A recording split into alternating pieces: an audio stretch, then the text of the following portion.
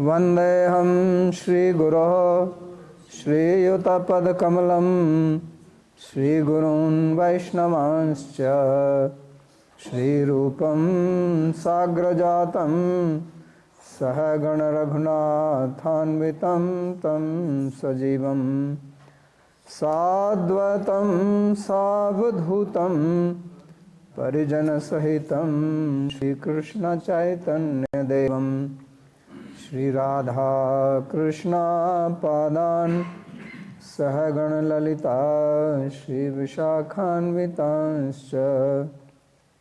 हे कृष्णा करुणा सिंधो दीनबंधो जगत्पते गोपेश गोपिकाकान्त राधाकान्त नमोस्तुते। तप्त कांचन गौरांगी राधे वृंदावनेश्वरी वृषभानुसुते देवी प्रणमामि हरे प्रिये। नमो महावदान्याय कृष्ण प्रेम प्रदायिने कृष्णाय कृष्ण चैतन्य नाम्ने गौरत्विषे नमः। पंचतत्वात्मकं कृष्णं भक्तरूपस्वरूपकं भक्तावतारं भक्ताख्यं नमामि भक्तशक्तिकम्। श्रीकृष्ण चैतन्य प्रभु नित्यानंदा श्री अद्वैत गदाधर श्रीवासदि गौरभक्तवृंदा। हरे कृष्णा कृष्णा कृष्णा हरे हरे हरे राम राम राम हरे हरे। जन्माद्यस्य यतोऽन्वयादितरतश्चार्थसुभिज्ञस्वराट् तेने ब्रह्महृदायादिकवये मुह्यन्ति यत्सूरयः। तेजो वारिमृदां यथा विनिमयो यत्र त्रिसर्गो मृषा धाम्ना स्वेन सदा निरस्तकुहकं सत्यं परं धीमहि। नारायणं नमस्कृत्य नरं चैव नरोत्तमं देवीं सरस्वतीं व्यासं ततो जयमुदीरयेत्। स्वस्ति अस्तु विश्वस्य खलः प्रसीदतां ध्यायन्तु भूतानि शिवं मिथो धिया। मनश्च भद्रं भजतादधोक्षजे आवेश्यतां नो मतिरप्यहैतुकी।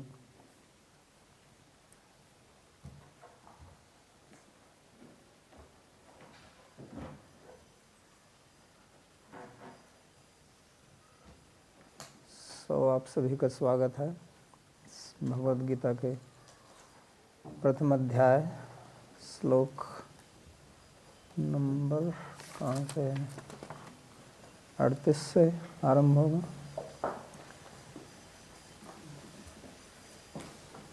तो हमने पिछले सत्र में अध्ययन किया था कि अर्जुन का जब रथ भगवान ने दोनों सेनाओं के बीच में विस्थापित किया, उन्होंने अपने स्वजनों को परिवारजनों को देखा तो उसके मन में एक आसक्ति उच्छलित हुई और ये विचार उसने किया कि इस युद्ध से हमको क्या लाभ होगा। और फिर वो बोलने लगा इस बात को कि हम ये युद्ध क्यों करना चाहते हैं और इन सब को देखकर मेरा शरीर शिथिल हो गया है, मेरा सिर भ्रमित हो रहा है, मेरे शरीर में कपकपी आ गई है, मेरा मुख सूख गया है और वास्तव में मैं युद्ध करना नहीं चाहता हूँ, क्योंकि ये सब हमारे स्वजन हैं, परिवारीजन हैं तो इनको मारकर हमको क्या सुख मिलेगा। तो इसलिए क्या है, तो उन्होंने कहा कि स्वजनम ही कथम हत्वा सुखिन श्याम माधव, कि मैं अपने स्वजनों को मारकर कैसे सुखी हो सकता हूँ। तो इसमें हमने विचार किया था कि इस शब्द जो है स्वजनम ही कथम हत्वा, ये ऊपर से तो अच्छा शब्द लगता है कि अपने परिवारीजनों को मारकर मैं कैसे सुखी प्राप्त कर सकता हूँ, लेकिन उसका अर्थ दूसरा ये भी है कि अगर ये स्वजन ना होते तो मैं मार सकता था इनको। यानी कि उसका विरोध युद्ध से नहीं है, उसकी अरुचि युद्ध में नहीं है, लेकिन उसकी अरुचि है अपने स्वजनों से युद्ध करने की। तो अगर वो मेरे नहीं हैं तो मैं युद्ध कर सकता हूँ। और दूसरा उसने कहा कि इनको मारकर हम सुखी क्यों होंगे, कैसे हो सकते हैं, यानी कि दूसरों को मारकर अगर सुख प्राप्त होता तो वो मार देता उनको, यही अर्थ निकलता है ना। हालांकि जो कोई इसको पढ़ेगा तो वो कहेगा कि बात तो बहुत अच्छी कह रहा है कि अपने संबंधियों को मारकर कैसे सुख प्राप्त हो सकता है, लेकिन इसके पीछे जो उसका भाव है जिसको हम पढ़ना चाह रहे हैं, समझना चाह रहे हैं, वो यही है कि ये जितने भी शब्द उसके मुख से निस्सरित हो रहे हैं और जो अपने भाव प्रकट कर रहा है, ये उसकी आसक्ति के कारण है। वास्तव में उसके हृदय में इस प्रकार की कृपा नहीं है जैसी दिखाई पड़ती है। और क्योंकि हम सब भी इसी प्रकार के हैं तो हमारा अर्जुन के भाव से मेल खाता है, और जब भी हम अर्जुन के इन वाक्यों को सुनते हैं तो ऐसा लगता है कि बात तो ये बहुत सही कह रहा है। और इसलिए हम गीता के वास्तविक तत्व को समझने से दूर हो जाते हैं। तो इसलिए इसको समझना आवश्यक है, ये प्रथम अध्याय को। तो अभी 38 और 39 श्लोक में वो कहता है, यद्यपि एतेन पश्यन्ति लोभोपहत चेतसः कुलक्षय कृतं दोषम मित्रद्रोहे च पातकम् कथं न जेयमस्माभिः पापादस्मान् निवर्तितुं कुलक्षय कृतं दोषम प्रपश्यद्भिर्जनार्दन। यद्यपि लालच से वशीभूत चित्त के कारण वे अपने ही कुल के नष्ट होने में कोई दोष नहीं देखते हैं।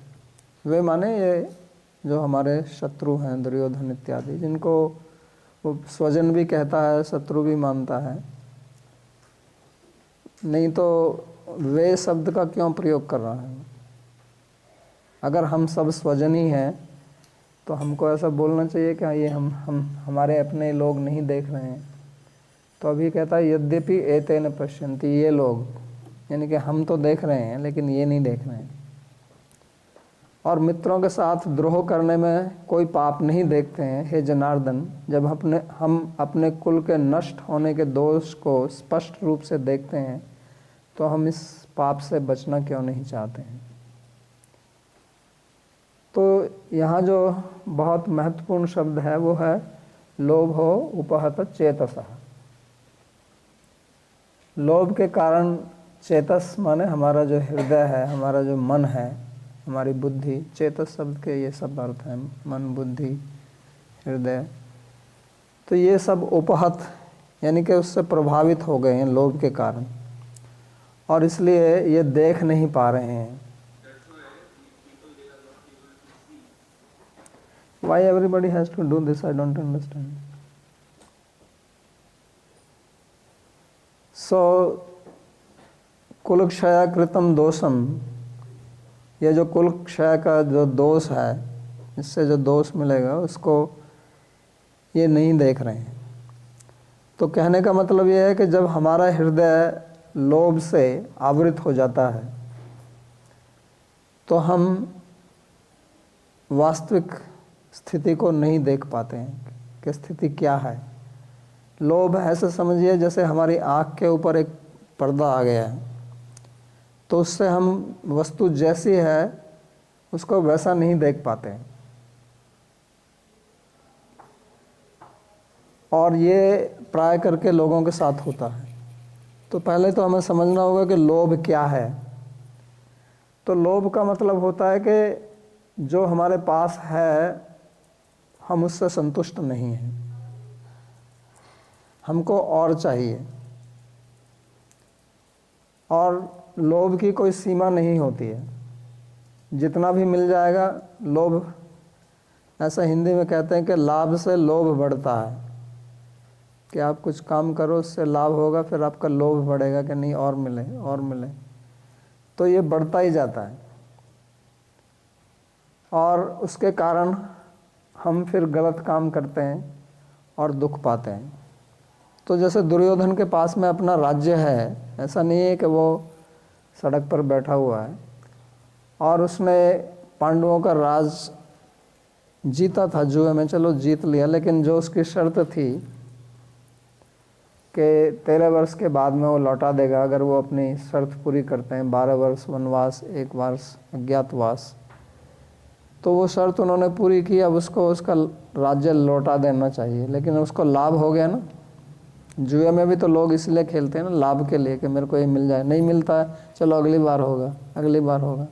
लेकिन दुर्योधन तो बार बार जीत ही रहा था, तो उसका लोभ कितना बढ़ा, क्या वो उसको देना नहीं चाहता है, और वो सबको मार कर भी नहीं देना चाहता। एक तो यह है कि ठीक है नहीं देना चाहता है, लेकिन अपना भी जीवन दांव पर लगाता है। और लोभ के कारण क्या होता है कि जो हमारे पास होता है वो भी चला जाता है। शायद स्कूल में आप लोगों ने वो कुत्ते वाली कहानी पढ़ी होगी। कुत्ता एक लालची कुत्ता था, इधर उधर हमेशा घूमता रहता था भोजन के लिए, और जितना भी मिल जाए उसको कभी संतुष्टि नहीं होती थी। तो एक दिन घूमते घूमते उसको एक मांस परिपूर्ण हड्डी मिली, तो दौड़ के उसने पकड़ लिया उसको अपने मुंह में, और फिर उसने सोचा कि जहाँ वो रहता था वहाँ जाके शांति से खाएगा उसको। लेकिन रास्ते में एक नदी पड़ती थी, तो नदी को पार कर रहा था पुल से, तो उसने नदी में देखा नीचे, तो उसको अपनी परछाई दिखाई दी, और उसने देखा रे ये तो एक और कुत्ता नीचे, और इसके पास भी बहुत बढ़िया हड्डी है, तो मैं इससे भी इसको छीन लूँ। तो उसने युक्ति लगाई कि इसको कैसे छीनूं इससे। तो उसने सोचा अगर मैं भौंकता हूँ तो शायद ये डर के हड्डी को छोड़ के भाग जाएगा। तो जैसे उसने भौंकने के लिए मुंह खोला, वैसे उसकी हड्डी गिर गई, और वो भी गिर गया पानी में। तो हड्डी भी गई, स्वयं भी गया। तो यही दुर्योधन का होने वाला है कि लालच के कारण वो पांडवों का राज्य लौटा नहीं रहा है, और फिर राज्य भी जाएगा और अपना जीवन भी जाएगा। तो यही इसी प्रकार से होता है कि असंभवम हेम मृगस्य जन्म तथापि रामो लुलुभे मृगाय। किसी ने कभी सोने का स्वर्ण का हिरण नहीं देखा है, ना देखा है ना सुना है। हिरण कहीं सोने का नहीं होता है। लेकिन जब मरीचि आया, मरीच का मतलब होता है इल्यूजन। मृग मरीचि का शब्द सुना होगा ना आपने। तो मृग मरीचि का उसको भी बोलते हैं जो पानी दिखाई देता है जहाँ पानी नहीं होता। तो मामा मरीच जो है वो यही था। तो सोने का मृग बन गया, और जब सीता ने देखा तो वो कहा कि ये मृग मेरे को चाहिए। अब क्या आवश्यकता, जंगल में तो रहते हैं ना, वो मृग का क्या करेगी। तो उसने कहा नहीं लाओ, इस मृग को लाओ। तो कितनी विपत्ति पैदा हुई उसके कारण, उनको कितना कष्ट भोगना पड़ा। तो लोभ, वो तो भगवान है, भगवान की लीला है, और उनको लीला करनी थी हमें शिक्षा देने के लिए। लेकिन ये दिखाता है कि लोभ के कारण किस प्रकार से व्यक्ति कष्ट उठाता है। और वास्तव में जब तक आपके पास लोभ नहीं होगा तब तक आपको संग्रह का सुख नहीं मिलेगा।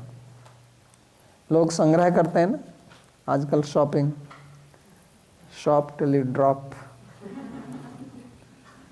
तो लोग ऐसे ही खरीदते रहते हैं, बेसमेंट में डालते रहते हैं उसको खरीद के, जिसका कभी प्रयोग नहीं करते। बहुत लोगों का तो मकान ही भर जाता है, उसके ऊपर से चलते हैं वो। तो वो भी एक बीमारी है, मेंटल सिकनेस। तो लोभ के कारण, जब लोभ होता है तभी हमको वस्तुओं से सुख मिलता है। वास्तव में हमारी जो अपनी आवश्यकताएं हैं वो बहुत सीमित है। एक व्यक्ति कितना खा सकता है, कितने कपड़े पहन सकता है, सोने के बैठने के लिए उसको कितनी जगह चाहिए। लेकिन यहाँ भी मकान, वहाँ भी मकान, दूसरे कंट्री में भी मकान, हर जगह बनाता चला जाएगा, कभी जाएगा भी नहीं वहाँ पर, फिर भी होना चाहिए। तो उसमें बड़ा आनंद आता है। उसी प्रकार जब तक आपकी आसक्ति नहीं होगी तो आपको संबंधियों से सुख नहीं मिलेगा। जो हमको संबंधियों से सुख मिलता है, परिवारी जनों से जो सुख मिलता है, वो केवल आसक्ति के कारण। जिसमें आसक्ति नहीं होती उससे कोई सुख नहीं आता। ये हमारा अपना जो ममत्व होता है यही सुख देता है। उसी प्रकार वस्तु में जो आसक्ति होती है उसको लोभ बोलते हैं, व्यक्ति में जो आसक्ति होती है उसको आसक्ति कहते हैं, उसको प्रेम बोलते हैं, ममत्व बोलते हैं। तो ये जो सुख आता है वस्तुओं से या संबंधियों से, ये वास्तव में उनसे नहीं आता है। ये समझने वाली बात है। तो लोभोपहत चेतसा हम रहते हैं ना, लोभ के कारण हमारा जो चित्त है, हमारा जो मन है, हमारा हृदय जो है वो विकृत हो जाता है, आवृत हो जाता है, इसलिए वो देख नहीं पाता है वास्तविकता क्या है। तो हमको सुख वास्तव में उस लोभ या आसक्ति के कारण आ रहा है। जिसको हम सुख मान रहे हैं वो वास्तव में हमारी अपनी ही आसक्ति है। और जब वो आसक्ति नहीं होगी तो इन लोगों से कोई सुख वोख नहीं मिलता है। तो ये एक अपने मन में भ्रम रहता है। जब हमारे पास में कोई वस्तु नहीं होती है और हमको उसकी इच्छा होती है तो हम उससे कोई विशेष कष्ट नहीं पाते हैं। मानो आपके पास कार नहीं है, आप कार खरीदना चाहते हैं, आपके पास घर नहीं है, आप किराए के मकान में रहते हैं और आप अपना स्वयं का मकान चाहते हैं, तो उसके लिए मेहनत करते हैं आप, और फिर आपका मकान हो जाता है, कार हो जाती है, फिर रहते हैं। लेकिन उसके बाद में मानो कोई आपकी कार को छीन ले या कहीं पर लड़ाई झगड़ा होता है, कई बार होता है ना सर, आपकी कार को कोई आग लगा दे, तो आपको कितना कष्ट होगा। जब कार नहीं थी आपके पास में तो कोई विशेष कष्ट नहीं था। आप सोचते थे कि मेरे को मिल जाएगी तो ऐसा होगा, लेकिन कष्ट तो नहीं था ना। चाहे आप बस से जाते हो, चाहे ट्रेन पकड़ कर जाते हो अपने काम पर, लेकिन कोई ऐसा कोई बैठ कर रोते तो नहीं थे कि ना मेरे पास कार नहीं है इसलिए मैं रो रहा हूँ अभी। लेकिन जब आपको मिल गई और फिर वो नष्ट हो गई किसी कारण से, तो आपको कितना कष्ट होता है। आदमी जो है वो विषाद में चला जाता है ना, विषाद योग इसी को तो बोलते हैं, डिप्रेशन में चला जाता है, बहुत दुखी हो जाता है। तो वस्तु ने आपको सुख दिया या दुख दिया, तो ये ऐसे ही होता है। वास्तव में जब वो वस्तु आपके पास थी नहीं तो उसमें आपकी आसक्ति भी नहीं थी। आसक्ति कहाँ से होगी जब वस्तु ही नहीं। जब आपके पास में वो वस्तु आ गई तो आपने उसमें अपना मन, अपना ममत्व डाल दिया, और जब वो वस्तु चली गई तो अब वो ममत्व का क्या करेंगे। तो वस्तु जाने का मतलब है कि उतना आपका ममत्व जो है ना वो डिस्ट्रॉय हो गया, उसका विनाश हो गया, उसके कारण आपको कष्ट होता है। पहले वो ममत्व उस वस्तु में था नहीं तो उससे आपको न सुख मिला न दुख मिला। जब वो वस्तु मिल गई तब उसके कारण आपको दुख, सुख थोड़ा महसूस हुआ, वो वास्तव में आपकी आसक्ति का ही था। और फिर जब वो चली गई तो दुख बहुत ज़्यादा होता है, सुख कम होता है, दुख ज़्यादा होता है। जितना आपको सुख नहीं मिलता है वस्तु से, दुख उससे बहुत गुना ज़्यादा होता है, और वो उसका कारण वास्तव में वो आसक्ति ही। तो इसलिए भगवान गीता में कहते हैं यही संस्पर्श जाब होगा दुख होने, कि ये जितने भी भोग पदार्थ हैं, भोग का मतलब जिससे हम सुख प्राप्त करते हैं या सोचते हैं कि इनसे हमको सुख मिलेगा, तो वो दुख का कारण बनते हैं। तो यही यहाँ पर इस शब्द का अर्थ है लोभोपहत चेतसा। और फिर ये कहता है यद्यपि एते न पश्यन्ति, ये बड़ी मज़ेदार बात है। वो कहता है कि ये लोग इसको देख नहीं रहे हैं, इनका हृदय जो है लोभ से ढका हुआ है, इसलिए ये देख नहीं पा रहे हैं कि कुलक्षय कृतम दोषम, कि अपने परिवारी जनों को मारने का जो दोष है, जो पाप है, उसको ये लोग नहीं देख पा रहे हैं। मैं देख पा रहा हूँ। तो अर्जुन जो है वो क्या देख रहा है कि उनका दोष देख रहा है, उनमें दोष देख रहा है ना, लेकिन मेरे में क्या दोष है ये नहीं देख रहा है। मैं जो मोह से, अर्जुन के मन में मोह है, उनके मन में लोभ है, तो उसको अपना मोह दिखाई नहीं दे रहा है, उनका लोभ दिखाई देता है। तो ऐसी स्थिति हमारे पास भी होती है कि हमको दूसरों के अवगुण बहुत आराम से दिखाई देते हैं, मज़े से, आनंद के साथ, लेकिन अपना जो अवगुण है, अपना जो दोष है, अपनी जो कमी है, वो हमको दिखाई नहीं देती है। अपना तो लगता है कि मैं तो ऐसा हूँ ही ना, मेरे अंदर लोभ कहाँ है, देखो मैं तो त्याग करने के लिए तैयार हूँ। लेकिन वो त्याग जो है वो मोह के कारण कर रहा है, वास्तव में उसका त्याग व्याग नहीं। अगर उसमें उसका स्वभाव इतना त्याग का होता तो लड़ने ही क्यों आता? क्या ये इतना बड़ा त्यागी अभी हो गया है क्या? वो अचानक किसी का स्वभाव बदलता नहीं है, अचानक कुछ नहीं होता है। तो वो कहता है कि यद्यपि एते न पश्यन्ति, कि हालांकि ये लोग नहीं देख पा रहे हैं लेकिन हम तो देख रहे हैं ना, हम तो बुद्धिमान हैं। यही कहना चाह रहा ना कि मैं तो बहुत विश्लेषक हूँ, मेरी दृष्टि बहुत सूक्ष्म है, मैं देख पा रहा हूँ, और ये स्थूल बुद्धि हैं, ये नहीं देख रहे हैं, ये विचारहीन है, मैं विचारशील हूँ, इसलिए ये देख नहीं पा रहे हैं। तो ये भी व्यक्ति का एक स्वभाव है कि दूसरों को दोष को देखता रहता है, अपना नहीं देख पाता है। और वो कभी ऐसा सोचता भी नहीं है कि अगर इसके अंदर ये ऐसा दोष है तो क्या मेरे में भी ये संभव है क्या? अगर आपको दिखाई भी नहीं दे रहा है, अगर आप वास्तव में अपनी भलाई चाहते हैं तो आप सोचेंगे कि इसमें ऐसा दोष है, हो सकता है मेरे अंदर भी हो, ये संभावना तो है ना। ऐसी तो कोई गारंटी नहीं है कि नहीं होगा। और अगर मानो आपके अंदर ये दोष नहीं है जो आप दूसरों में देख रहे हो, तो इतना दोष तो है कि आप दूसरों में दोष देख रहे हो, दोष दृष्टि तो है।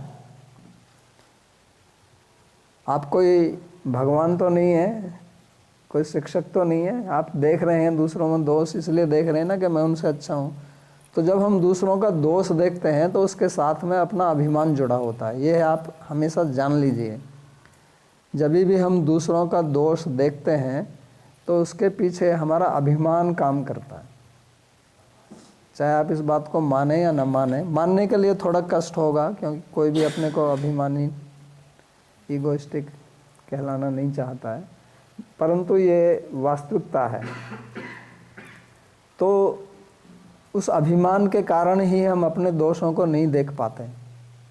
जैसे रात के अंधेरे में आप चलें और आपके हाथ में टॉर्च लाइट हो, तो उस टॉर्च से आप सामने की वस्तुओं को देखते हैं ना, अपने आप को तो नहीं देख पाते ना। तो जब तक आप सामने की वस्तुओं को देखेंगे आप स्वयं अंधेरे में ही रहेंगे। अगर आपको अपने आप को देखना है तो टॉर्च लाइट को उल्टा घुमाना पड़ेगा, तब आप अपने को देख सकेंगे। तो हमारी स्थिति ऐसे ही है जैसे हम अंधेरे में चल रहे हैं, हमारे हाथ में टॉर्च लाइट है जो हम दूसरों के ऊपर मारते रहते हैं। अच्छा ये ऐसा है, और ये ऐसा है, इसने ये किया, उसने वो किया। वो टॉर्च लाइट हम अपनी तरफ कभी नहीं करते हैं। तो हमारी जो ये संवेदना है, कॉन्शियसनेस है, ये इसकी एक कैरेक्टरिस्टिक या एक गुण है इसका, और वो गुण है कि वो एक समय पर एक ही चीज़ पर केंद्रित होती है। जैसे हम देखते भी हैं तो हम एक तरफ ही देखते हैं ना, ऐसा तो नहीं कि हम ब्रह्मा की तरह चार हमारे सिर हम चारों तरफ देखें। ऑलराउंडर तो कोई नहीं है ना, कहते हैं ऐसे लोग कि ऑलराउंडर है, तो ऑलराउंडर तो ब्रह्मा जी हैं केवल, सर्वद्रष्टा या भगवान है, परमात्मा है। तो हमारी दृष्टि जो है वो एक दिशा में ही जाती है, और ऐसे ही हमारी सब इंद्रियां काम करती हैं। अगर आप सुनते भी हैं तो किसी एक को ही सुन सकते हैं, जिससे आप बात कर रहे हैं, दूसरे लोग भी पास में बात कर रहे हो तो उनके हालांकि उनका शब्द आपके कान में जा रहा है, लेकिन उनकी बात आपको सुनाई नहीं पड़ेगी। और अगर आप उनको सुनना चालू करेंगे तो जिससे आप बात कर रहे हैं वो सुनाई नहीं पड़ेगा। तो हमारी इंद्रियां इसी प्रकार काम करती हैं, इसलिए हमारी संवेदना भी इसी प्रकार काम करती है।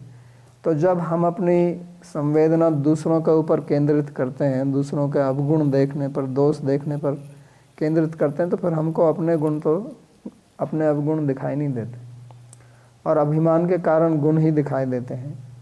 तो इसलिए ये कहता है यद्यपि एतेन पश्यन्ति लोभो उपहत चेतसा। बहुत महत्वपूर्ण वाक्य अर्जुन ने बोला है कि ये लोभ से उपहित चेतस होकर, लोभ के कारण इनका हृदय आवृत हो गया, ढक गया है, इसलिए ये नहीं देख पा रहे हैं। क्या नहीं देख पा रहे हैं? कुल क्षय कृतम दोषम, कि हमारा जो कुल है, हमारा परिवार जो है ये विनष्ट हो जाएगा, इसको ये नहीं देख पा रहे हैं। तो कुल का विनाश करना बहुत बड़ा पाप है, क्योंकि अगर आपका कुल विनष्ट हो जाएगा तो आप भी विनष्ट हो जाएंगे, क्योंकि मनुष्य किसी संबंध से ही रहता है संसार में। अभी एक समाचार आया है WHO का कि संसार में लोनलीनेस जो है सबसे बड़ी प्रॉब्लम है। तो लोनलीनेस, अकेलापन, ये समस्या इसीलिए ही बनी है कि कुल विनष्ट हो गया है। अभी वास्तव में कुल नाम की कोई चीज़ रही नहीं है, सब अलग अलग ही चलते हैं। तो उसका असर समाज के ऊपर देखने में आता है।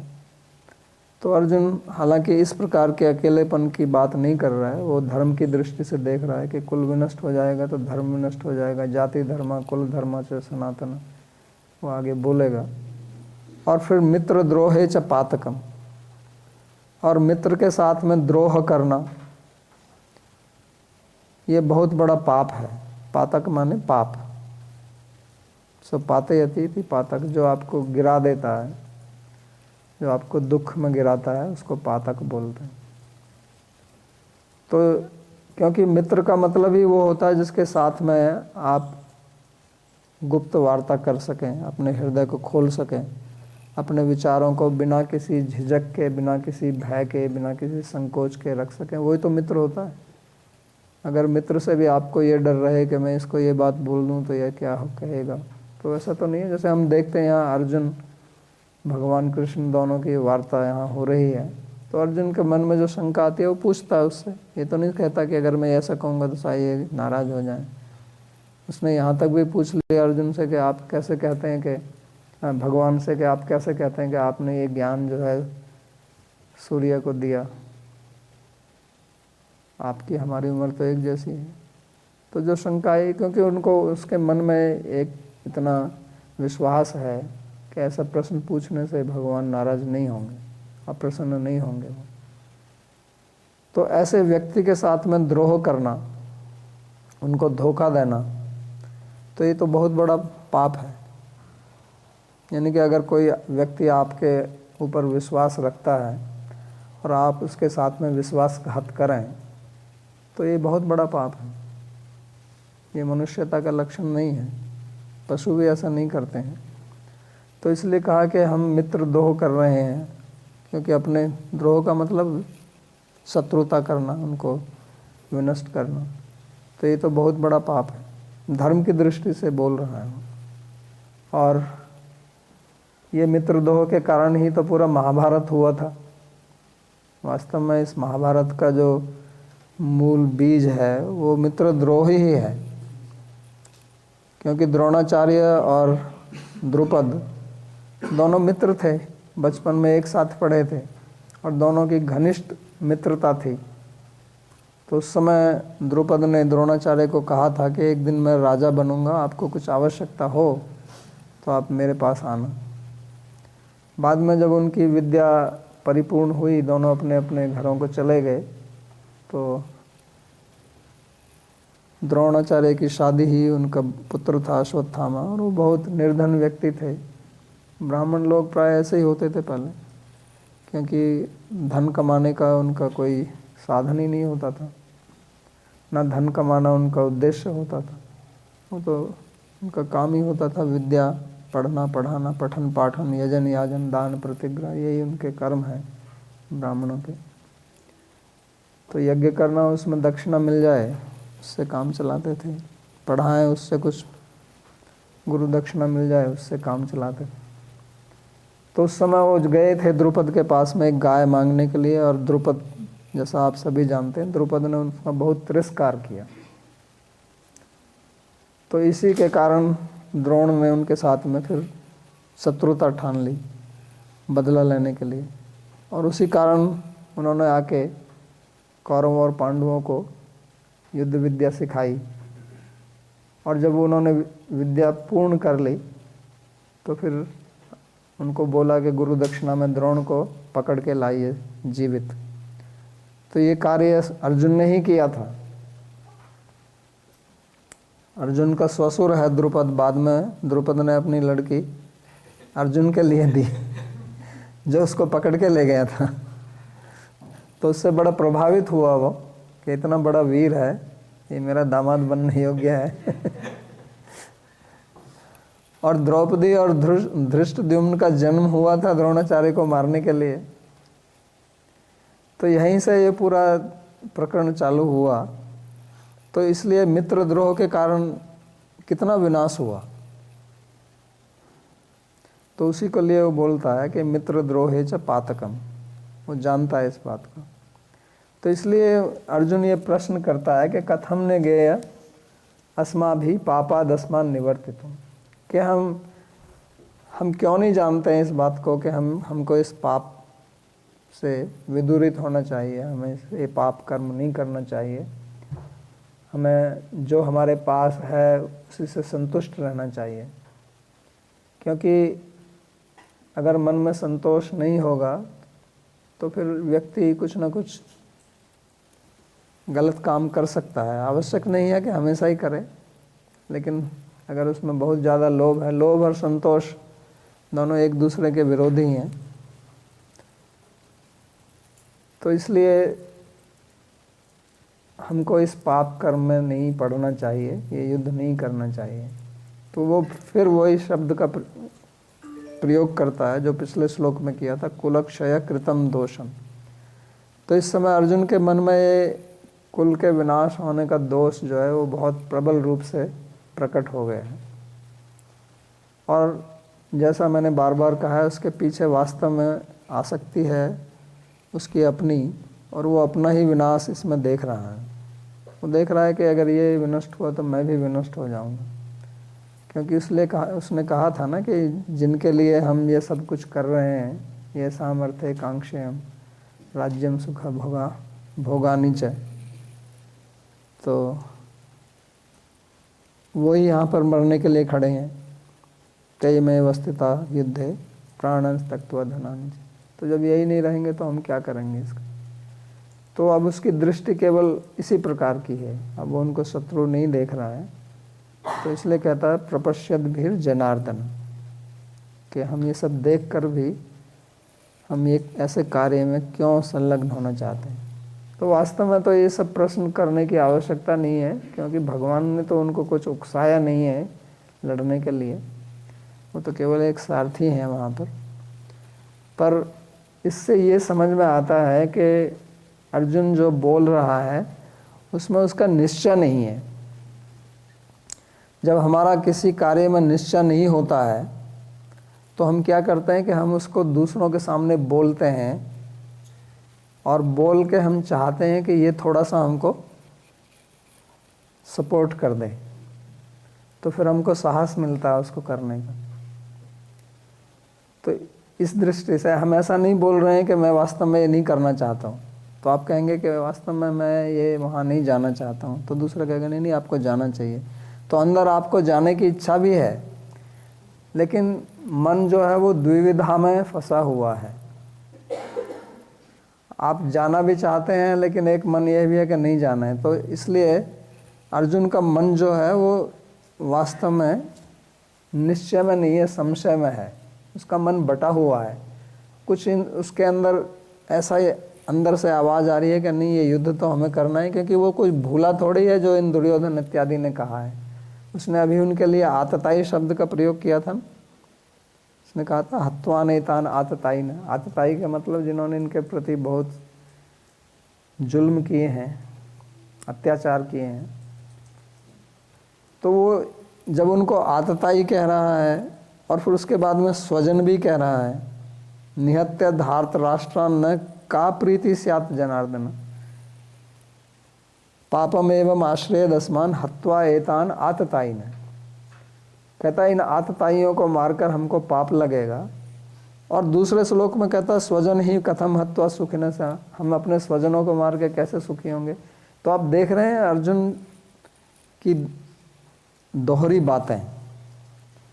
तो प्राय करके हमारे जीवन में भी ऐसे ही होता है कि हम निश्चय नहीं कर पाते हैं, क्योंकि जब तक निश्चय नहीं होगा तब तक हम उस कार्य में लगेंगे नहीं पूर्ण शक्ति से, पूर्ण मन से।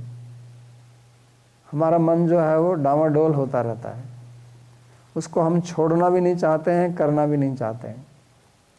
तो फिर हम दूसरों से कुछ सपोर्ट ढूंढते हैं, और दूसरा अगर उसको कर रहा है तो हमको थोड़ा उससे साहस मिलता है करने का, चाहे वो कार्य गलत हो या ठीक हो। अगर कोई व्यक्ति गलत काम कर रहा है और आप जानते हैं कि ये गलत कर रहा है, इसलिए आप उसको करना नहीं चाहते, लेकिन उस गलत काम करने में कुछ फ़ायदा भी मिलता है, तो वो जब देखता है, जैसे लोग ब्राइब लेते हैं ऑफिस में, तो जानता है कि ब्राइब लेना, घूस लेना गलत है, लेकिन वो जब देखता है यार ये तो ले रहा है, तो मैं क्यों ना लूँ, तो उसको दूसरे को देखकर उसमें साहस आ जाता है गलत काम करने का। अच्छा काम कर रहा होगा तब नहीं कहेगा वो कि ये मंदिर जाता है मैं भी मंदिर जाऊँ, ऐसा विचार नहीं करेगा वो।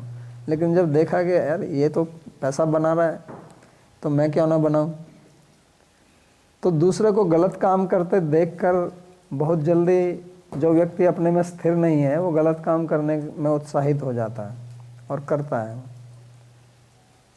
तो अर्जुन भी इसी तरह का है कुछ, उसका मन जो है वो स्थिर नहीं है, तो चाहता है कि भगवान मेरे इस संशय का निवारण करें, इसलिए उनको बोल रहा है को क्या नहीं इसमें कोई पाप वाप नहीं है, आप लड़ो, क्या बात कर रहे हैं। और साथ में उसके मन में ये भी है कि नहीं ये तो बड़ा पाप है, लोग क्या कहेंगे, मैंने अपने गुरु के साथ में युद्ध किया, मैं तो इनका बड़ा पट्ट शिष्य हूँ, तो ये भी उसको चिंता लगी हुई है, तो वो निर्णय नहीं कर पा रहा है। तो इसलिए इस प्रकार के वाक्य बोल रहा है, और इनको हमें समझना पड़ेगा, क्योंकि जब तक हम इन वाक्यों को नहीं समझेंगे तब तक भगवान का जो उत्तर आएगा वो समझ में नहीं आएगा। क्योंकि भगवान की दृष्टि बहुत गूढ़ है, वो सब कुछ देख रहे हैं कि क्या कह रहा है, इसके मन में क्या चल रहा है, तो इस पे सबको हम दृष्टि रखनी पड़ेगी। तो फिर आगे कहते हैं कुलक्षये प्रणश्यन्ति कुल धर्मा सनातना धर्मे नष्टे कुलम कृष्णम अधर्मो भवेत्युतः।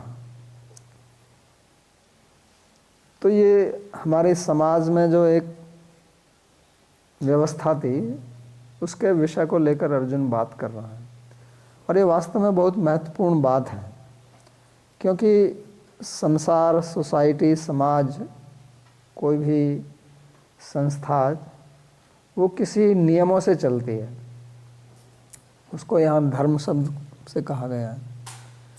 और अगर उन नियमों का लोग पालन नहीं करेंगे तो फिर वो संस्था हो, समाज हो, चाहे देश हो, वो चल नहीं सकता है ठीक से।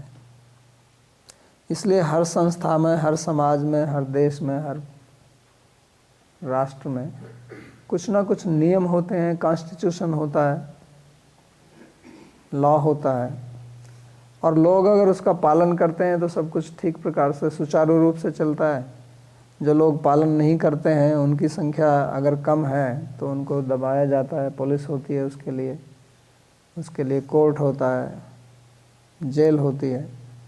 लेकिन अगर ऐसे लोगों की संख्या बहुत ज़्यादा बढ़ जाए तो फिर समाज में अव्यवस्था फैल जाती है और एक सामान्य व्यक्ति का जीवन जो है वो बहुत दूभर हो जाता है। तो इसलिए यहाँ एक सबसे पहले कुल से ही चलता है। लोग धर्म की बात करते हैं, लेकिन धर्म का जो मूल है वो कुल है। इसलिए अर्जुन उस कुल की बात पकड़ के चलता है, क्योंकि कुल का मतलब होता है एक परिवार, जहाँ पर कुछ व्यक्ति एक साथ रहते हैं और उनका एक ध्येय होता है, एक उद्देश्य होता है, और उस उद्देश्य की प्राप्ति करने के लिए वो अपने कुछ नियमों का, धर्मों का उस पालन करते हैं, जिसको कुल धर्म बोलते हैं। तो अगर कुल में ही एक व्यवस्था नहीं होगी और कुल से ही फिर गांव बनता है, गांव से शहर बनता है, इन सब को मिला के देश बनता है, राष्ट्र बनता है, तो फिर वो अव्यवस्था पूरे देश में फैलेगी।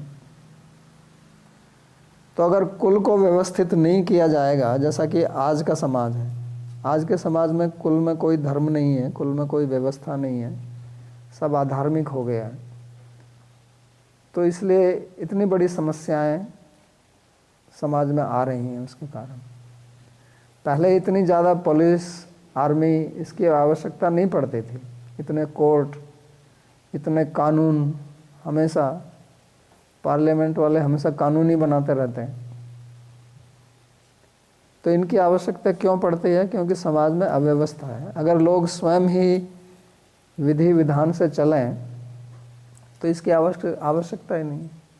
और वो तभी संभव है जब उनको पहले से ही शिक्षित किया जाए इस तरह से। तो हमारे भारत में, भारतीय संस्कृति में ये जो धर्म था वो वास्तव में उसका मूल उद्देश्य यही था कि समाज को शिक्षित रखना। और शिक्षा का मतलब ऐसा नहीं है कि आपको कोई उपाधि मिल जाए, कोई डिग्री मिल जाए, फिर उससे आप नौकरी प्राप्त करें। नहीं, शिक्षा का मतलब था कि आप मानव बने। ये शिक्षा का मूल उद्देश्य था। आप एक संस्कृत व्यक्ति बने, नहीं तो असंस्कृता द्विजा नष्टा। अब अगर आज आप असंस्कृत हैं, यानी कि आप में कोई संस्कार नहीं है, कोई धर्म का पालन नहीं करते हैं, तो आप विनष्ट हैं और आप दूसरों का भी विनाश ही करेंगे। तो जो भगवान ने गीता में कहा है, एवं प्रवर्तितम चक्रम नानुवर्तति है, अघायुरिंद्रिया रामो मोघम पार्थस जीवति। तो वो व्यवस्थापक वही हैं, धर्म की संस्थापना वही करते हैं, क्योंकि वो जानते हैं कि मनुष्य का, समाज का, देश का हित किस में है। किसी भी व्यक्ति में ऐसी दृष्टि नहीं है। तो या भगवान जाते हैं, या जिन लोगों ने भगवान के दिशा निर्देश में शास्त्रों से दृष्टि प्राप्त की है वो जानते हैं, उनको ऋषि कहते हैं। बाकी एक मनुष्य के अंदर ऐसा बोध, ऐसी दृष्टि नहीं है कि वो समझ सके कि हमारे समाज के लिए क्या अच्छा है। और यही मूल जो है वो कमी है हमारे आधुनिक समाज में, कि आज जो सरकारें जो सरकार चलाते हैं, या जो सरकार के पुरोधा हैं, जो हेड ऑफ द स्टेट हैं, तो उनको स्वयं पता नहीं है कि मनुष्य जीवन क्या है, मनुष्य जीवन का क्या उद्देश्य है, समाज को कैसे चलाना चाहिए। तो वो नियमावली जो बनाते रहते हैं वो अपनी बुद्धि से बनाते हैं, फिर उसको बदलना पड़ता है। तो इसलिए, और कुल के ऊपर कोई ध्यान नहीं है। तो समाज या देश तो कुल से बना हुआ है ना। तो अगर उस कुल को हम संशोधित कर लें, उसको अगर हम नियमित कर दें, अगर उसको हम संस्कृत कर दें, अगर उसको हम धार्मिक बना दें, तो समाज पूरा ऐसे ही बन जाएगा। तो यही अर्जुन की समस्या है। अर्जुन के मन में यही समस्या घूम रही है कि अगर ये कुल मिट जाएगा, समाप्त हो जाएगा, तो कुल के धर्म, जो रीति रिवाज, प्रिंसिपल, जो उस उद्देश्य से बनाए हैं कि मानव समाज किस प्रकार से शांतिपूर्वक रह सके और अपना जीवन का जो उद्देश्य है उसको प्राप्त कर सके, ये सब समाप्त हो जाएगा। तो यहाँ कुल धर्म को सनातन कहा है, तो वास्तव में कुल धर्म तो सनातन नहीं होते हैं। सनातन का मतलब जिसका कभी नाश नहीं होता, लेकिन वो उसको सनातन इसलिए कहा गया कि वो जो कुल के धर्म हैं, चाहे किसी के भी हों, वो उस सनातन धर्म के ही अंग हैं, उसके सहायक हैं, उसके सपोर्टर हैं, इसलिए उसको सनातन कहा गया। क्योंकि अगर वो सनातन है तो उसका विनाश कैसे होगा? सनातना कुल धर्म प्रणश्यन्ति, ये तो संभव ही नहीं है, विरोधाभास है। सनातन का तो नाश होता ही नहीं है। तो इसलिए होता है कि ये जो धर्म है, इनका जो पालन करने वाले ही नहीं रहेंगे तो धर्म कहाँ रहेगा? धर्म तो कोई ऐसी कोई वस्तु तो है नहीं जिसको आप हाथ में लेके किसी को दिखा सकें। धर्म तो कुछ नियमावली है जिनका लोग आचरण करते हैं, और जब आचरण करने वाले व्यक्ति ही नहीं रहेंगे तो धर्म कहाँ रहेगा? पुस्तक में ही रहेगा। तो ये कहने का मतलब है कुल धर्म प्रणश्यन्ति। और फिर क्या होगा? धर्मे नष्टे कुलम कृत्स्नम अधर्मो। और जब धर्म कुल नष्ट हो जाएगा और कुल धर्म नष्ट हो जाएगा तो क्या होगा? अधर्म आ जाएगा, अधर्म का प्रभाव हो जाएगा। तो जब कुल नष्ट हो जाता है तो प्राचीन कुल परंपराएं लुप्त हो जाती हैं, और कुल परंपराओं के नष्ट होने से अधर्म पूरे कुल पर हावी हो जाता है। तो फिर अधार्मिक जीवन हो जाएगा। और अधार्मिक जीवन होने में क्या नुकसान है? कोई पूछ सकता है कि उससे क्या हानि होगी? अगर अधर्म आ जाए तो उससे क्या होता है? तो उससे अशांति होगी और समाज में पीड़ा पैदा होगी, जिसको कोई नहीं चाहता है। कोई नहीं चाहता है कि मेरे जीवन में अशांति हो, समाज में अशांति हो, मैं कष्ट भोगूं या समाज के लोग कष्ट भोगें। लेकिन ये अवश्यम भावी है, जहाँ अधर्म होगा वहाँ अशांति अवश्य है। क्योंकि अधर्म का मतलब ही है जो कि इस समाज को चलाने की जो व्यवस्था है वो टूट चुकी है। धर्म का मतलब ही है जो किसी व्यवस्था को, किसी समाज को एक पकड़ के रखता है, सुचारू रूप से उस व्यवस्था को चलाने में जो सहायता करता है, वही धर्म है। धारणा धर्मित्याहु, धर्म धारयते प्रजा। जो धारण करता है, जो उसको अपहोल्ड करता है, उसको धर्म कहते हैं। और अधर्म वो है जो उसको तोड़ता है।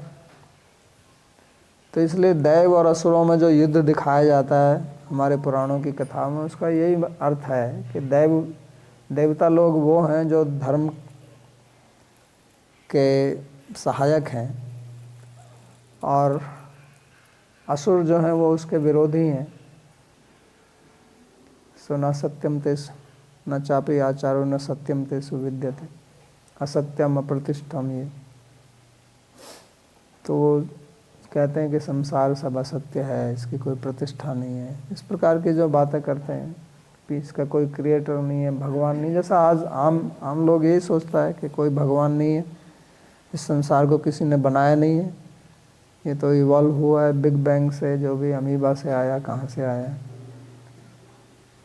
तो ये सब विचारधारा जब आ जाती है तो फिर उसको आप कैसे संस्कारित कर सकते हैं, उसको कैसे मनवा सकते हैं कि आपको इस नियम का पालन करना चाहिए।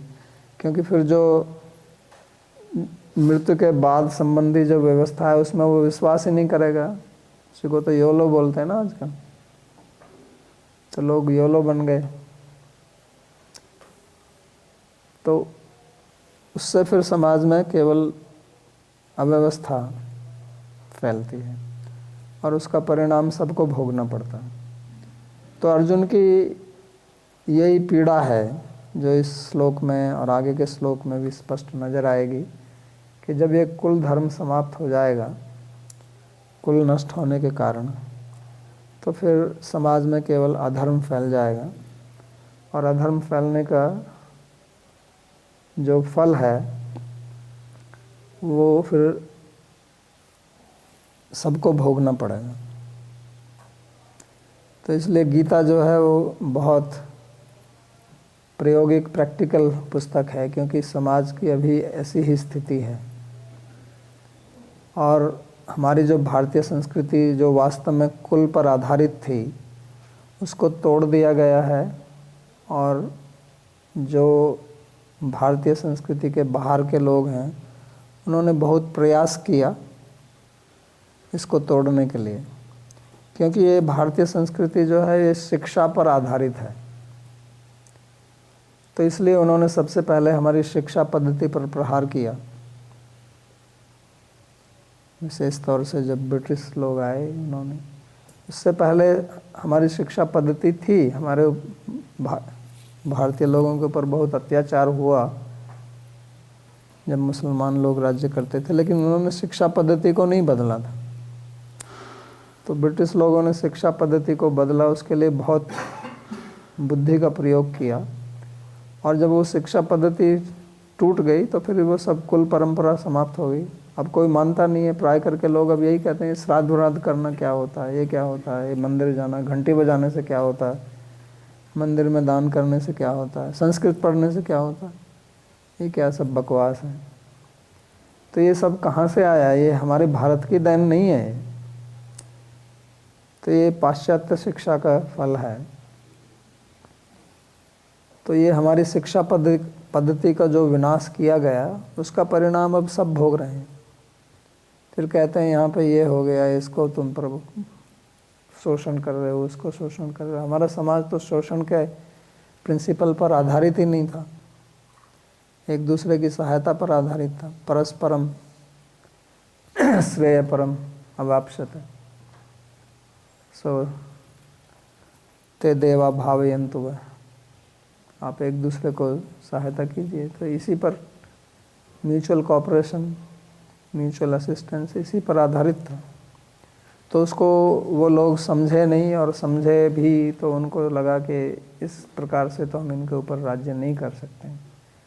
तो राज्य के लोभ के कारण उन्होंने इसको विनाश किया, और इस संस्कृति का विनाश का फल जो है वो पूरी दुनिया को भोगना पड़ रहा है, क्योंकि भारत में ही ये संस्कृति थी और थोड़ी बहुत जो बची हुई है अभी भी यहीं पर ही है, जो इस समाज में पूरी दुनिया में जो आज कहते हैं ना कि वर्ल्ड पीस की जो बात करते हैं, तो वर्ल्ड पीस आ नहीं सकती है कभी भी जब तक आप इस बात को नहीं समझेंगे जो यहाँ इस श्लोक में बताई जा रही है।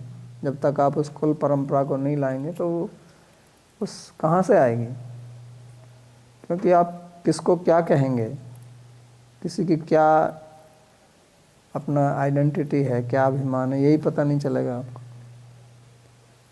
तो इसलिए बहुत महत्वपूर्ण है इस कुल की रक्षा करना, कुल परंपरा की रक्षा करना। उसी से समाज बनता है, क्योंकि समाज कोई अपनी कोई अलग चीज़ नहीं है। समाज कोई अलग से उसकी कोई आइडेंटिटी नहीं है, वो लोगों से ही बना है, लोग परिवार से आते हैं। तो इसलिए जब तक परिवार का सुधार नहीं होगा तब तक समाज का सुधार नहीं होगा।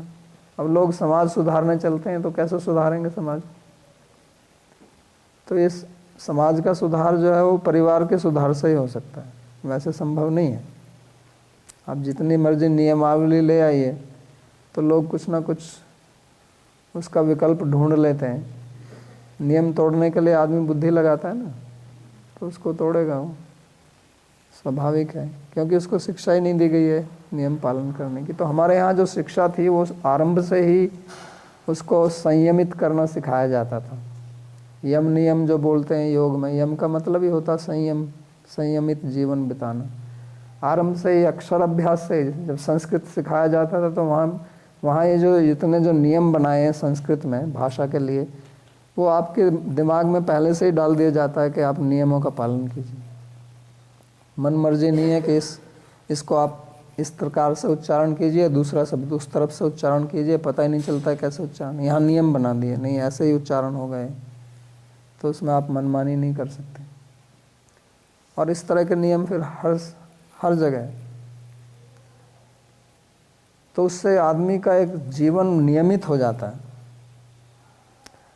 फिर उससे काम कराना, काम लेना आसान है। और जब उसको आप आरंभ से ही अनियमित बना देंगे, फिर बाद में आप उसको नियमित नहीं कर सकते।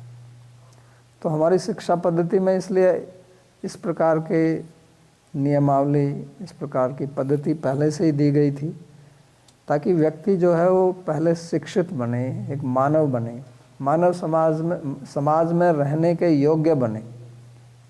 और समाज में रहने के योग्य ये नहीं है कि आपने कुछ ग्रेजुएशन कर लिया, पोस्ट ग्रेजुएशन कर लिया, पीएचडी कर लिया, उससे योग्यता नहीं आती है।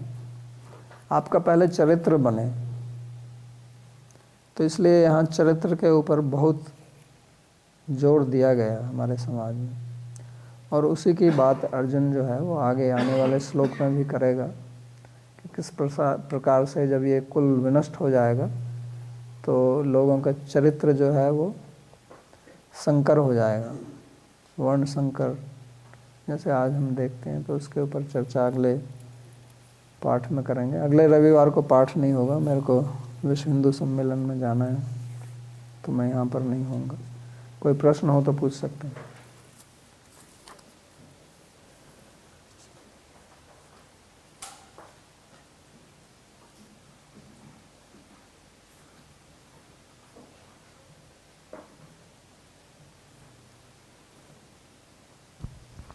नवदीप जी पूछते हैं, understanding that seeing faults in others is reflective of one's own pride, abhiman, then should we ignore others' fault and don't discuss it? How will it help me get free from pride? आप discuss कर सकते हैं। प्रश्न उनका ये है कि हम दूसरों में जो दोष देखते हैं तो वो उसका संबंध हमारे अभिमान से होता है, तो क्या हम दूसरों के दोषों को कभी बात ना करें और उनको एक प्रकार से इग्नोर कर दें, तो फिर हम उससे अपने ऊपर कैसे संशोधन कर सकते हैं। तो अगर आप उनमें दोष देखते हैं, दोष तो दिखाई देंगे, जिसके अंदर बुद्धि होगी उसको दूसरे का दोष दिखाई देगा। लेकिन यहाँ दोष देने का मतलब है कि उसमें दोष देखना, लेकिन अपने में नहीं देखना। जब आप दूसरों में दोष देखते हैं तो आप ये फिर सोचें कि ये संभावना है मेरे अंदर भी है, और फिर अपना विश्लेषण करें। और जब अपने अंदर विश्लेषण करेंगे तो आपके अंदर सुधार होगा। इसलिए केवल दूसरों में ही मत देखिए, जब दूसरों में देखते हैं तो सोचें कि मेरे अंदर भी क्या ये है। तो इसका यही समाधान। और किसी को कुछ पूछना? ठीक है फिर। संदीप जी।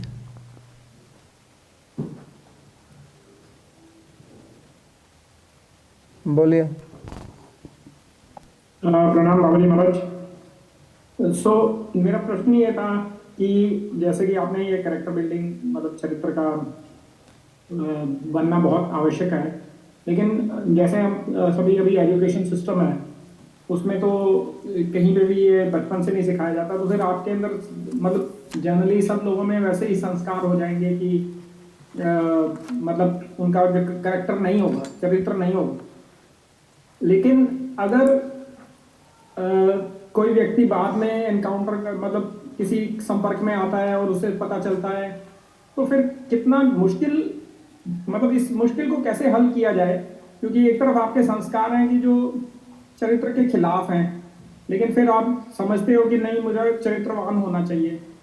तो इस मुश्किल का हल क्या है?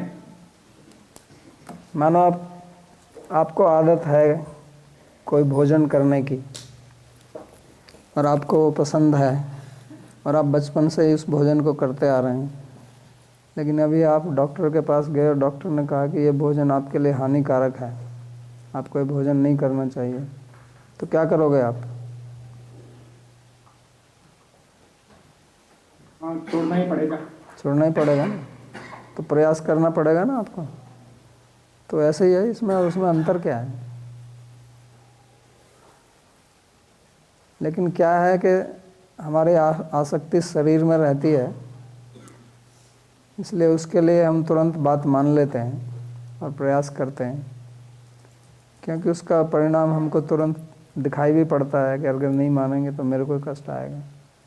और जो चरित्र वाली बात है उससे कुछ लाभ मिलता है आपको, शायद उसका परिणाम आपको तुरंत दिखाई ना दे, तो उसको आप थोड़ा उपेक्षा करते हैं।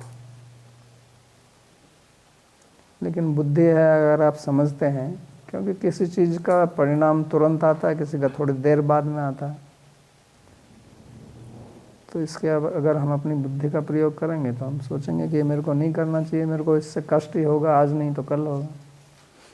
तो जैसे भोजन का परिणाम जल्दी आता है, क्योंकि शरीर में जाता है, पचता है, उसका परिणाम निकलता है। दूसरे जो आप दुष्चरित्र है या जो भी है, उससे कर्म बनता है, उसका फल इस जीवन में ना भी आए, इसलिए तो शास्त्र की आवश्यकता पड़ती है, इसलिए शिक्षा की आवश्यकता पड़ती है। और कुछ? Okay, पुरुषोत्तम जी।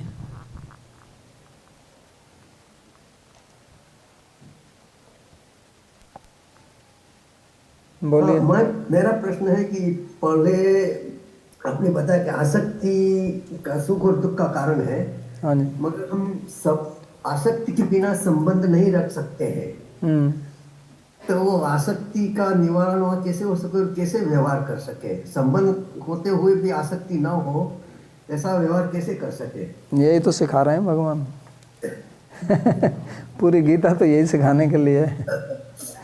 सुखे दुखे समय कृत्वा लाभा लाभो जया जय। तो सब यही सिखा रहे हैं कि इसको छोड़ के भी होता है, क्योंकि इसका हमको अनुभव नहीं है, तो ऐसा लगता है कि ये तो असंभव है, क्योंकि ऐसा अनुभव किसी को है नहीं। हमको अनुभव आसक्ति वाला ही है, और चारों तरफ हम आसक्ति ही देखते हैं। तो ये बात पहले तो सुनने में ही बड़ी अटपटी लगती है कि ऐसा कैसे, आसक्ति के बगैर मैं कैसे संबंध रख सकता हूँ। तो इसलिए गीता समझ में नहीं आती है, क्योंकि सोचते हैं हाँ ठीक है, भगवान ने कह दिया ये करो वो करो, लेकिन उसके तत्व पर जाइए, वो क्या कह रहे हैं। तो इसलिए मैं इस पहले अध्याय पर इतना बल दे रहा हूँ कि इसको समझिए कि भगवान नहीं, मतलब अर्जुन के वाक्य में क्या छिपा हुआ है। तो इसको समझना आवश्यक है। ये मूल है, आसक्ति जो है ना, वो मूल है संसार का। आसक्ति मूलक ही संसार समझिए आप। आसक्ति नहीं है तो कहाँ संसार खत्म। तो उस आसक्ति को भगवान में लगाना, और फिर ये पहले भी हम बात कर चुके हैं दूसरी कक्षाओं में भी, कि हमको हमारी आसक्ति का केंद्र भगवान होगा, और फिर भगवान में आसक्ति के कारण हम परिवारी जनों में आसक्ति रखें। अच्छा। वो स्वतंत्र रूप से जो आसक्ति रखेंगे वो ही नुकसानदायक है। जब हमारी आसक्ति इस दृष्टि को लेके होगी कि मैं भगवान का हूँ और ये भी भगवान के ही हैं, और भगवान ने इनको मेरा माँ बनाया, इनको मेरा बाप बनाया, ये मेरा भाई बनाया, बहन बनाया, पत्नी में, ये भगवान ने दिया है मेरे को, तो मैं जब उस दृष्टि से देखूंगा तो बीच में भगवान आ जाएंगे। ये परिवर्तन आने जरूरी है। हाँ जी। तो वो आसक्ति जो है ना, वो फिर इसको बोलते हैं ना, स्पिरिचुअलाइज हो जाएगी। Thank you. Can give them, okay, pass one mic there.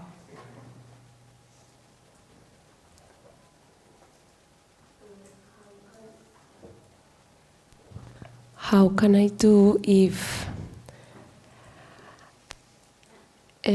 that the self-discipline and rules do not make us rigid and disconnect us from love?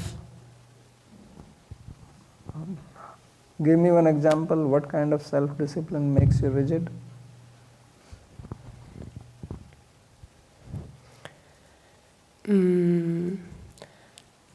For example, sadhana, but doing. So why should it go against love? Maybe if you practice only for discipline, for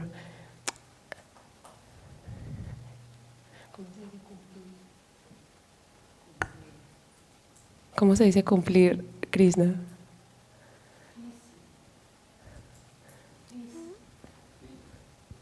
Fulfill. Fulfill. Feel? Fulfill. If you do dhisana for fulfilled, Fulfill what? si uno hace el sadhana para tener disciplina y cumplir, más que, pues creo que se vuelve uno muy rígido y pierde de pronto. ¿Para cumplir qué? Para cumplir las reglas y lo que hay que hacer, el deber. ¿Y la pregunta cuál es? O sea, que cómo hacer para que la autodisciplina no nos vuelva rígidos y perdamos como el amor, la compasión, y hacerlo como con un corazón libre y no por cumplir unos lados duros. Actually, she is repeating the question how not to lose love when doing the sadhana, only to fulfill the rules. Yeah, but I don't understand how following the rule goes against love. That's why I said, give me one example. Think about it. Okay, next question. Online प्रश्न है कि किस प्रकार से युवा लोग अपने गुणों पर काम कर सकते हैं सनातन धर्म के अनुसार, और जो उनके ऊपर कंडीशनिंग है वोकिज्म की और आधुनिक शिक्षा की, तो उससे कैसे हट करके और सनातन धर्म से शिक्षा लेकर के अपने गुणों पर कार्य कर सकते हैं। तो उसके लिए पहले तो आपको सनातन धर्म को समझना होगा, सनातन धर्म क्या है, और फिर उसको आपको देखना भी पड़ेगा कि जो आपकी कंडीशनिंग या जो उपाधियां हैं वो क्या हैं जो सनातन धर्म के विरुद्ध हैं, तो उनको छोड़ना पड़ेगा आपको। जैसे उदाहरण के लिए यहाँ वो बात करेंगे कि कुल की बात लीजिए, तो परिवार, कुल धर्म, तो अपने माता पिता का सत्कार करना, आदर करना, निरादर ना करना, तो ये सनातन धर्म है। मातृदेवो भव पितृदेवो भव। आजकल का संस्कार क्या है कि उससे मेरा क्या है, उनका निरादर करना, बात नहीं मानना, कुछ भी नहीं करना। इसलिए तो ये सब ओल्ड एज होम जो कल्चर आया उसी के कारण आया ना। माँ बाप बूढ़े हो गए तो अब उनको कहीं डाल दीजिए अलग, तो पहले तो ऐसा नहीं था। तो इनको करना, समझना और उसको देखना कि सनातन धर्म क्या कहता है। और आज की जो संस्कृति है, मॉडर्न कल्चर, संस्कृति शब्द तो वास्तव में कह नहीं सकते, उसके लिए संस्कृति का अर्थ कुछ और ही होता है। तो वो किस प्रकार से इसका विरोध करती है, तो उसको ना करना यथासंभव, क्योंकि कुछ चीज़ें हमारे हाथ में ना भी हों पर कुछ तो हम कर ही सकते हैं।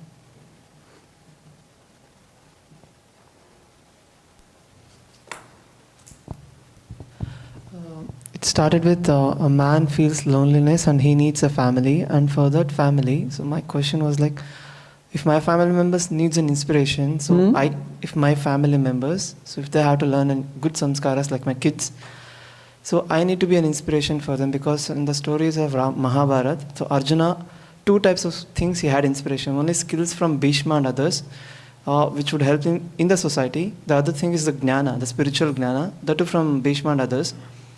So if I had to start that with my family, so one is for material skills, at the same time for spirituality also, what are the books, syllabus that I need to be prepared with? For one example, you said that it's a Hitopadesha, which would help them to protect their mindset and other things from the society. But the society is bound with Bollywood, education system, and business, politics, all these things my kids they might not know. So I need to protect their mindset from them also. So for that, Hitopadesha has to help even in politics. I need to teach them. So what are the things that I have to prepare apart from Hitopadesha? Because Hitopadesha from friends, it will help. But what about the politics? So what about the education system which they are continuously influenced with? तो उसके लिए वो पूछ रहे हैं कि हमें अपने बच्चों को संस्कार देने हैं और जो आधुनिक शिक्षा पद्धति है उससे उनकी रक्षा करनी है, तो क्या करना पड़ेगा। तो उसके लिए पहले तो आपको स्वयं समझना पड़ेगा, क्योंकि आप ही को शिक्षा देनी है। स्कूल में तो कोई पढ़ाएगा नहीं उसको। दूसरा उसके लिए पुस्तकें और भी उपलब्ध हैं, तो उपदेश तो एक उदाहरण है, और भी पुस्तकें उपलब्ध हैं, आप गूगल भी कर सकते हैं, फ्री डाउनलोड भी अवेलेबल हैं, तो उनको आप सिखा सकते हैं, पढ़ा सकते हैं। काफ़ी पुस्तकें इस प्रकार की उपलब्ध हैं। फिर ऐसे कुछ स्कूल भी हैं, अगर संभव है तो वहाँ भी भेज सकते हैं। जैसे हम भी एक स्कूल चलाते हैं फरीदाबाद में, जीवा पब्लिक स्कूल, तो वहाँ हालांकि सिलेबस तो वही है जो 10+2 का जो सिलेबस है, लेकिन उसके साथ में हम उनमें संस्कार डालते हैं, उनको सिखाते हैं अपना स्वाध्याय रोज़ कैसे अपने को आप विश्लेषण करें, अपनी प्रकृति को समझें, गीता के अनुसार सात्विक राजसिक तामसिक प्रकृति, आयुर्वेद के अनुसार वात पित्त कफ। तो हम अपने जो हमारे अध्यापक हैं तो उनको भी शिक्षित करते हैं इस विषय में, और फिर सबकी रिपोर्ट रखी जाती है और उसके अनुसार उनको हम फिर गाइड करते हैं कि आप किस क्षेत्र में सफल हो सकते हैं। और साथ में जो पढ़ाने की पद्धति है, जो भी वो सब्जेक्ट पढ़ाए जाते हैं, तो उनकी एक फ़िलासफ़ी है SOE, साउथ अदर्स एनवायरनमेंट। चाहे आप मैथ पढ़ें चाहे कुछ भी पढ़ें, लेकिन वो जो सीख है वो आपके लिए सेल्फ अदर्स एनवायरनमेंट, उसका लाभ जो है आपको हो या दूसरों को हो या समाज को या प्रकृति को हो, ऐसा होना चाहिए। तीनों को हो, एक को तो हो कम से कम। तो उसके लिए लेसन प्लान्स तैयार किए हैं, तो इस पर बहुत काम किया है हमने। आप जा सकते हैं, वेबसाइट पर देख सकते हैं।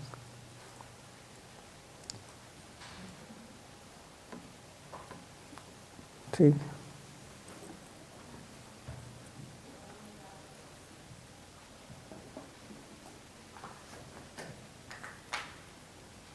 बस प्रार्थना।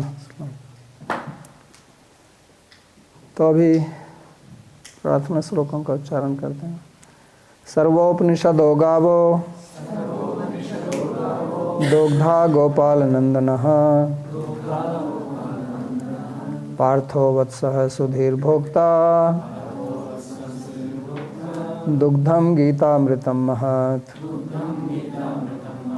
एकं शास्त्रं देवकी पुत्र गीतम् एको देवो देवकी पुत्र एव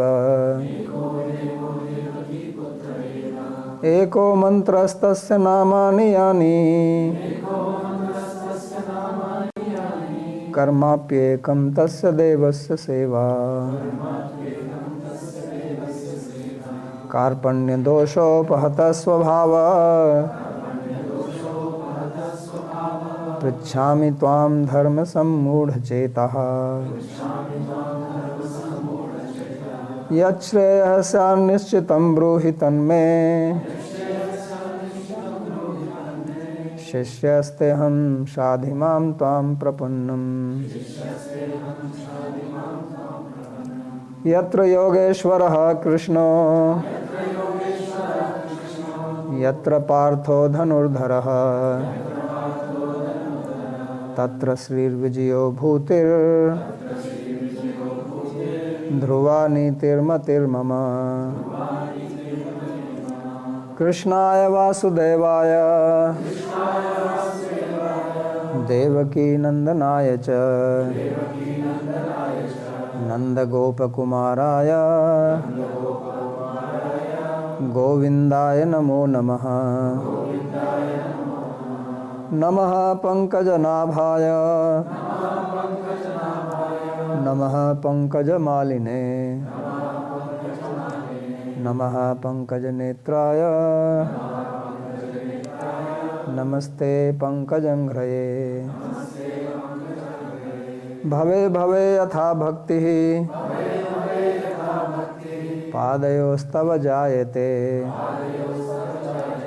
तथा कुरुष्व देवेश नाथस्त्वं नो यतः प्रभो। नाम संकीर्तनं यस्य सर्वपाप प्रणाशनं प्रणामो दुःख समनस्तं नमामि हरिं परम्। हरि ओम तत्सत्।